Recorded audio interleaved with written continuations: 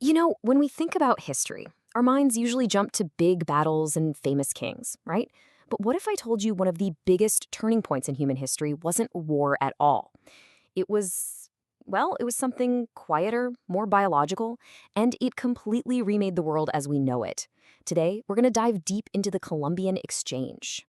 Okay, but right off the bat, let's get one thing straight. And this is a quote that really hits home. The Columbian Exchange was not an event. It's so easy to picture it that way, right? Like Columbus shows up with a neatly packed box of stuff from the old world and trades it for a box from the new world. No, it wasn't like that at all. It was so much messier, so much more chaotic, and way more consequential. So if it wasn't a neat, simple exchange, what was it? Well, a better word for it is a collision, a massive world-altering collision. Think about it. Two worlds, biologically and culturally, that had been totally separate for thousands and thousands of years, suddenly smashing into each other. So, the year is 1492. These two halves of the planet, the eastern and western hemispheres, slam back together. And what happens next is just this enormous ongoing transfer of, everything. We're talking plants, animals, diseases, people, technology, ideas, from the tiniest little germs to huge animals like horses, from life-saving crops to world-changing concepts. The floodgates were just open. But the first, and honestly, the most devastating impact of this collision, it wasn't something you could see. Not with the naked eye anyway.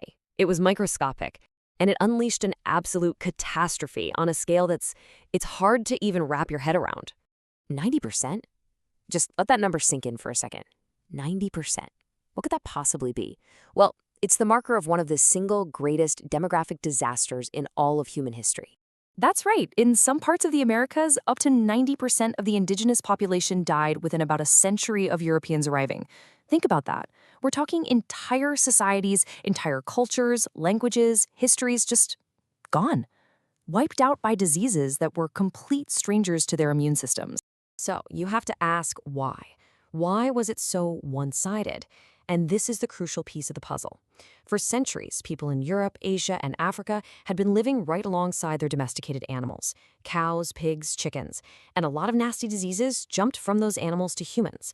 Over time, they built up immunities, but in the Americas, they just didn't have that history. Their bodies had never met anything like smallpox or the measles before. They were completely, tragically defenseless. And the way these diseases spread was just relentless. It wasn't just the people, the conquistadors who carried them. It was everything that came with them. The rats on the ships, the mosquitoes, the livestock they brought over. It was like an invisible army that arrived first, clearing the way for the physical conquest that followed. Absolutely devastating. Okay, so that's the tragic side of the story. But this exchange was a two-way street. And on the other side, it completely revolutionized what the entire planet ate. I mean, it literally created a brand new global menu. Just look at this. To the Americas, you get things like wheat, cattle, pigs, and horses, which we'll get back to. But look at what went the other way. To the rest of the world, maize, potatoes, tomatoes, cacao. I mean, can you even imagine Italian food without tomatoes? Or Ireland without potatoes? Or Thai food without chili peppers? None of that existed outside the Americas before 1492. It's wild. And the ripple effects were just enormous. For Native American cultures on the Great Plains, the horse was an absolute game changer. It completely transformed hunting, warfare, their entire way of life. And back in the Old World, all these new calorie-packed crops like potatoes and corn, they fueled a massive population explosion. I mean, this food literally powered the growth of Europe and Asia for centuries to come.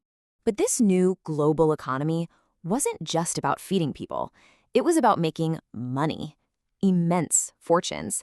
And that wealth was built on the back of one of the most brutal systems of exploitation in human history. See, Europeans figured out pretty quickly that the climate in the Americas was perfect for growing cash crops that were worth a fortune back home. We're talking sugar, tobacco, coffee. The demand in Europe was just through the roof. But to grow all this stuff, they needed labor, a lot of labor. And that's where the transatlantic slave trade comes in. Now, here is a really, really important point that a lot of people get wrong. When we think of slavery in the Americas, our minds often go to the United States. But look at these numbers. The vast, vast majority, more than 90% of all enslaved Africans were taken to the Caribbean and South America, mostly to work on the brutal sugar plantations. And to understand just how dehumanizing this system was, you just have to look at the language. In Portuguese-controlled Brazil, the whole sugar plantation complex was called an engenho. It means engine. But here's the chilling part. That word didn't just mean the mill where they processed the cane. It referred to the whole operation, including the enslaved people themselves. They were seen as nothing more than fuel for the machine, disposable parts that were literally worked to death. But, and this is so important, out of that unimaginable horror and cruelty, something incredible happened. A story of survival, of resistance, and of cultural creation that is so powerful it continues to shape all of our lives today. We're talking about the lasting legacy of the African diaspora. Think about this. Despite every attempt to strip them of their identity, enslaved Africans and their descendants forged new cultures. They blended traditions, they innovated. You can literally hear it in languages like Gala/Chichi.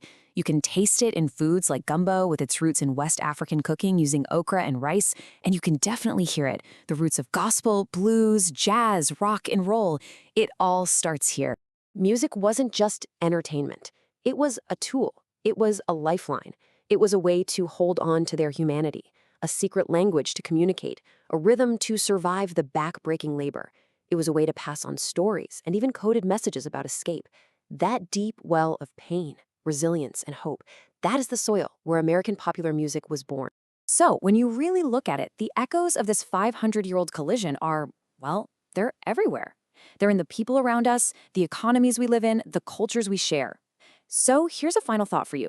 The next time you bite into a slice of pizza with tomato sauce or listen to pretty much any popular music, just take a second and ask yourself, how did this ancient, world-shattering event end up right here on my dinner plate and in my playlist?